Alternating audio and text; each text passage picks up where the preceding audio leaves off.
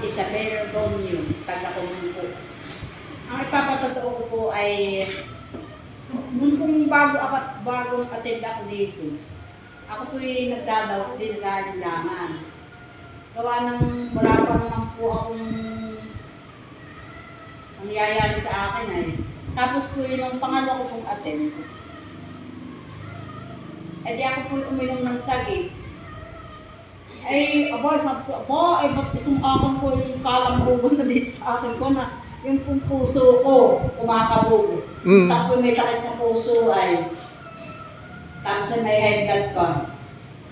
Pero ngayon po, awa ng Diyos, hindi na po ako umiinom ng synthetic drugs. Ang puso ko po ay wala na, hindi na po ako nasakit ang puso, hindi na po ako umiinom ng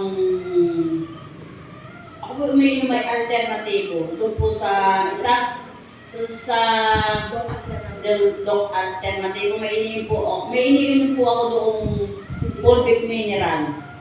At hindi na rin po ako umiinom na yun, iniinom po yung sakit. Kaya po, isa pong malaking patotoo ito na tuwing pong may Webes, ako po inaparito. Gawa ng ang layunin ko po ay ako makadala ng mga tao. Ay may isa po akong dala ngayon. Si Ate Pedi po yung ipag ko. At saka po nung isang linggo, may dala din po akong isa. Kaya po ako nagpapasalamat at kahit ako po ay wala na rin asawa, ay ang mga anak ko po naman ay nakasubaybay pa rin sa akin at tinutulungan ako. Kaya po ako nagpapasalamat dahil ang lahat po ng ito ay dahil sa Lord, dahil sa Panginoon. Amen. Amen po.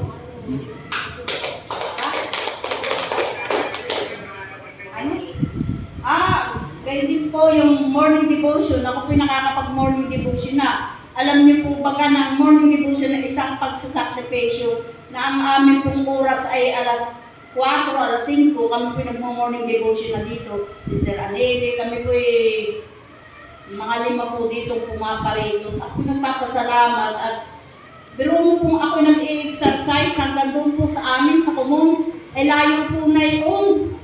Pero ngayon po ay ako yung nakakapaglakad na, mamaya po ay may morning devotion na naman po kami. Purihin po ang Panginoon at nagagawa ko po yung dahil sa Lord.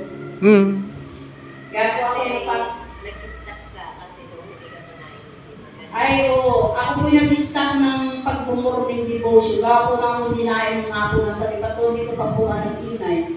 Pero ngayon po ay nagpatuloy na po ako dahil nalaman ko na po ang sakit. Lumakas na po ako. Kaya po sa tulong at biyaya ng Diyos, ako po lagi ay narito tuwing Webes. Huwag po kayong mag-expect na ako narito para dumalo lang. Ako po nag-aakit din, nag-invite din po ng mga tao na gustong gumaling. Gusto nating matulungan. Ang lahat po tayo dito ay may mga sakit, pero sa awa po ng Diyos, tayo po ay pinagaling na po ng Panginoon.